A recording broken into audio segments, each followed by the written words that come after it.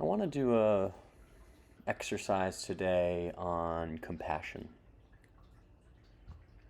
It's hard sometimes in our daily lives to have compassion come forward automatically. There's so much coming at us. There are so many people out there inhabiting this world.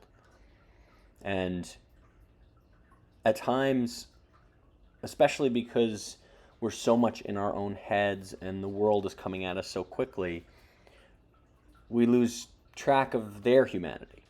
We forget that they are people too, with their own troubles and burdens and things that impede their ability to show up in the world in the way that maybe they want to. I think we all can relate to the idea that we have ways that we want to show up in the world, that we want to behave, that we want to act. And on a day-to-day basis, it's really hard to do that. There is a lot that gets in the way of that. And so just as I struggle with that and you struggle with that, the people that surround us in the world struggle with that as well. And I think that when that happens, when we perceive someone out there doing something stupidly or making a mistake or not showing up in a way that we think they should be showing up, the critical part of us comes forward and jumps on that. And I think compassion is the antidote to that.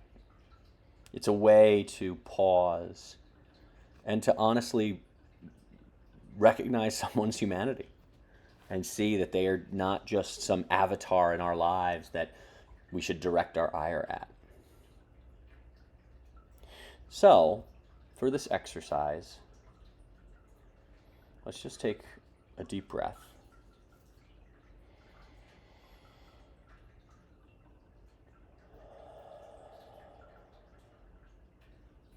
I want you to call to mind someone or something, a pet, that you have an incredible amount of love for. Someone that makes you feel seen, makes you feel loved. Someone that it's easy to give your love to and your compassion to see their humanity. And really see them. See them in your mind's eye. Close your eyes if that helps. And tell them, I love you. Where does that compassion, where does that love originate from in your body? Try to really feel it. And just take a moment and sit with that person in your heart. And let that compassion and that love you have for them permeate you. Think about how it feels. Think about how it feels to be in the presence of someone that you love and appreciate.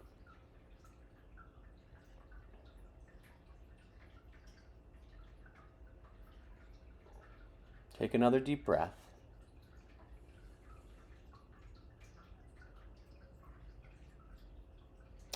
And I want to turn our eye inward now. I want to turn each of our individual eyes on ourselves. Can you show compassion for yourself? Can you tell yourself honestly and authentically, I love you. I love me.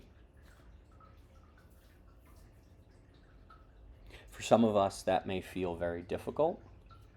And if it is, I want you to focus on things about yourself that you love. If you can't love your whole self, there are undoubtedly things that you do well, things that you are proud of yourself for, and I want you to call those to mind. I love myself, or I love this about myself.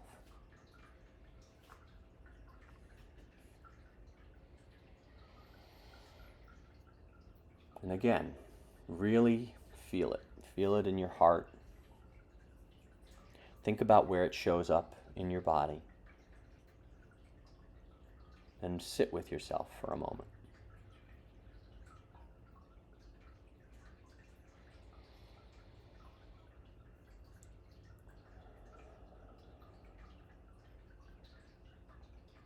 Just take another deep breath.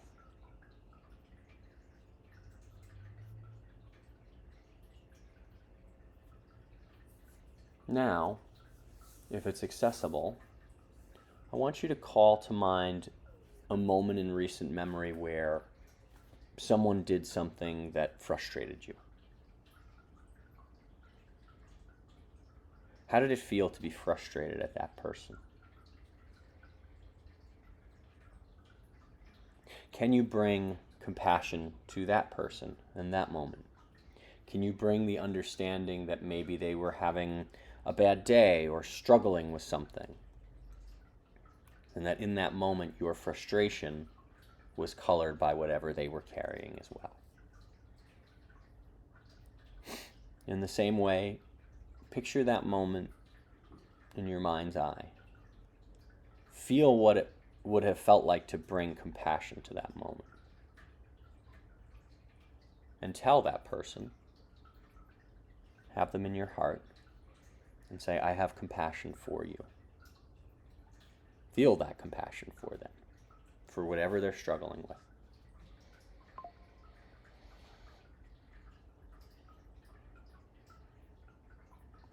Keep in mind whatever comes up. This likely in the beginning is not easy to do. There are many systems and parts of us that push back against this kind of work. And so if anger or frustration or things other than compassion come up, realize that that is your body and your mind responding to this work. Nothing may come up, and that is telling as well. But just pay attention. Pay attention to what your inner voice is telling you.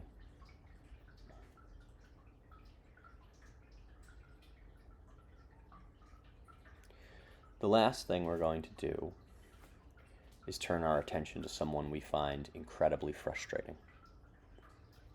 Someone who, on a regular basis, we intersect with or we interact with, and we have no compassion for. It could be a coworker, it could be a relative, it could be a friend that you used to be close with that you're no longer close with. But someone in your life where there is tension and friction. Can you bring compassion to them? I'm not going to tell you that you have to do that. That is one of the hardest things to do with our compassion, to shine that warmth and that love on someone that we find incredibly challenging. But call that person to mind and just imagine you are sitting with them and you are in their presence and you feel that frustration, that anger, whatever that emotion is. Feel that bubbling up. And putting aside all the things about them that trigger that, can you replace that, even momentarily, with feelings of love, with feelings of understanding? Again, reminding ourselves that people are struggling with things that we do not know, we cannot know. It won't be easy. I think even if you can do this for just a brief moment, it starts to move you in the direction you want to go. You will find the more that you do this kind of compassion exercise, and you start with those that you love and then move to those that you find more challenging, you will have more resources to bring love and compassion to those challenging relationships. If nothing else, it is a way to pause our brains and to realize that we can make room for compassion if we stop with these automatic ways of showing up in the world and start to show up more intentionally. And so, if nothing else, what this exercise can do is that when you find yourself in public spaces or with people who you have ongoing relationships with,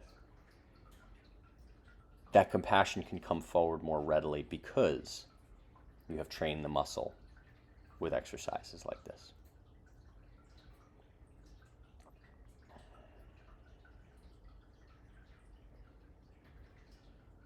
I think most especially with this work, being able to turn that light inward, for me, is usually most accessible.